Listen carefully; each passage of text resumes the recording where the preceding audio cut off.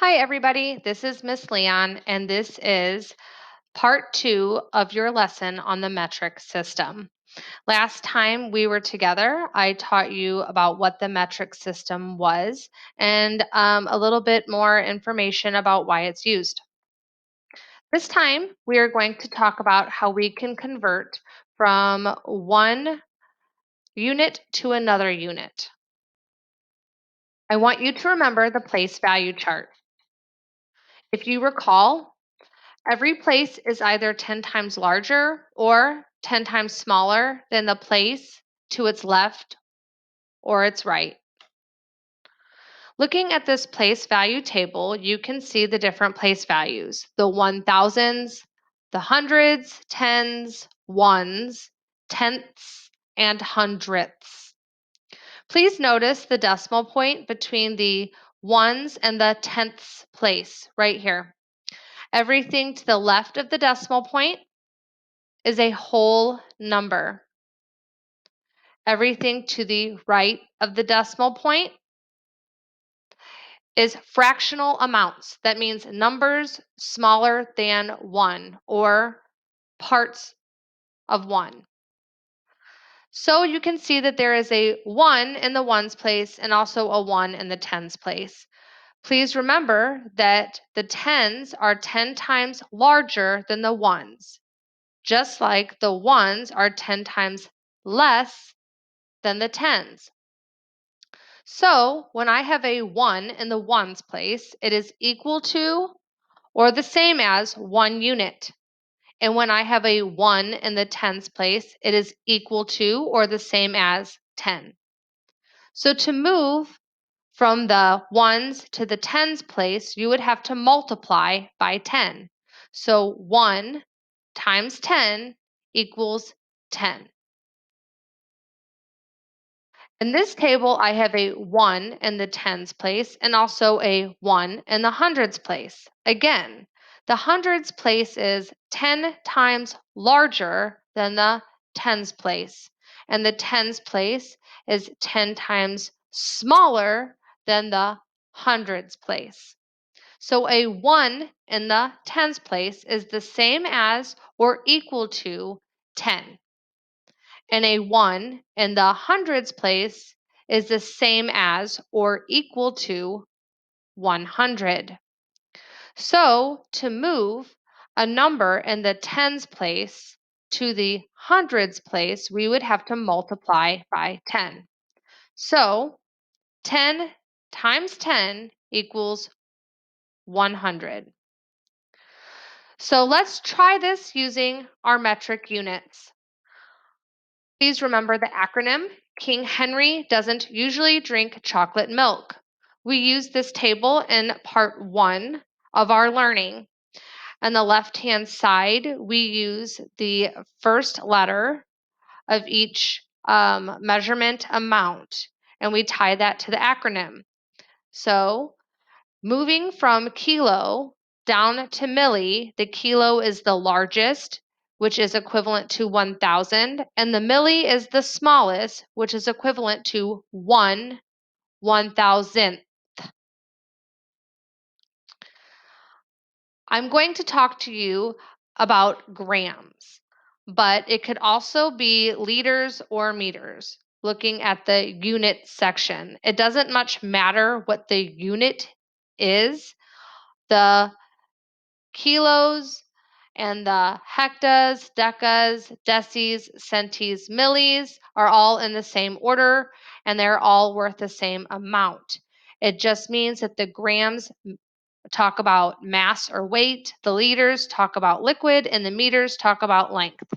So kilos are the largest, moving to the right, and millis being the smallest. 1 kilo is the same as 1 million millis.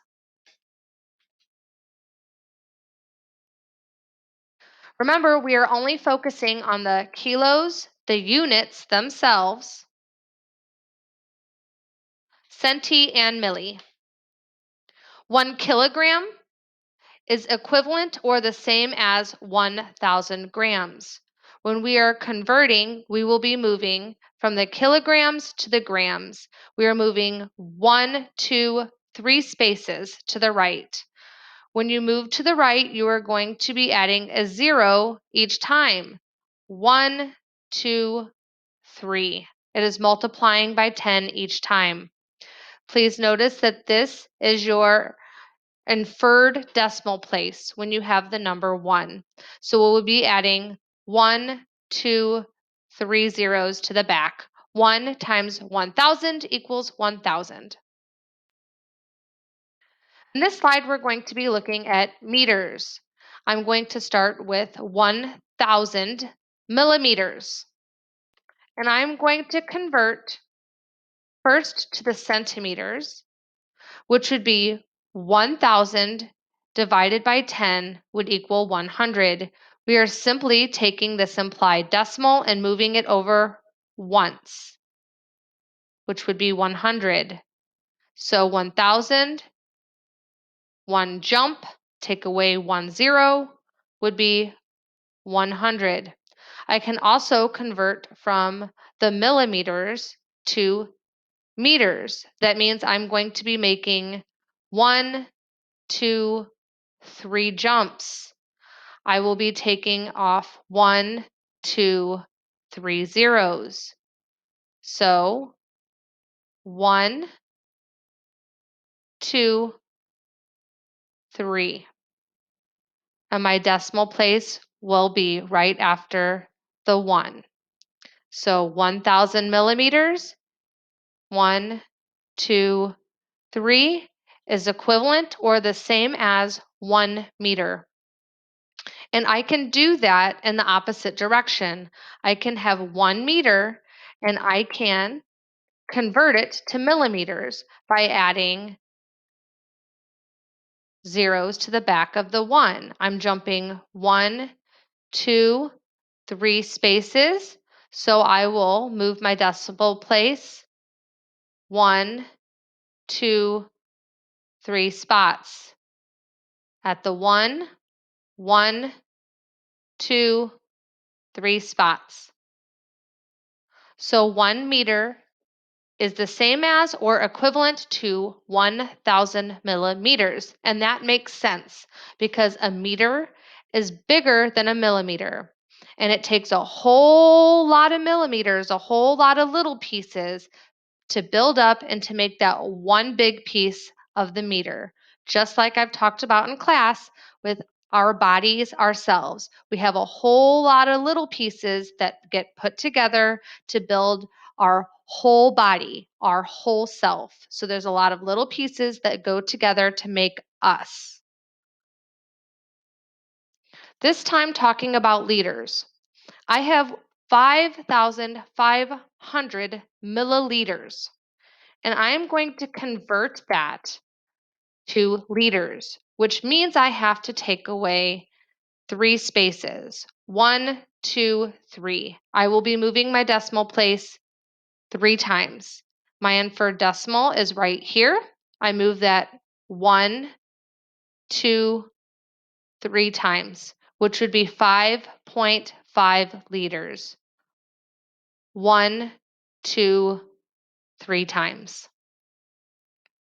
I'm going to give you another example, and I'm going to be moving from kiloliters, and I'm going to convert it to liters. We need to move 3 spaces. So I'm going to take my decimal point, and I'm going to move it 1, 2, 3 times. So starting at 1.3, I will move it 1, 2, 3 times. 1.3 kiloliters is the same as or equivalent to 1,300 liters. Again, liters are smaller than kiloliters. So we have to have a lot more liters to group together to build up to make kiloliters. Don't forget, converting units in the metric system is very similar to what we learned about place value relationships. Remember, decimal points matter. If you need to, go back and look at my examples closely.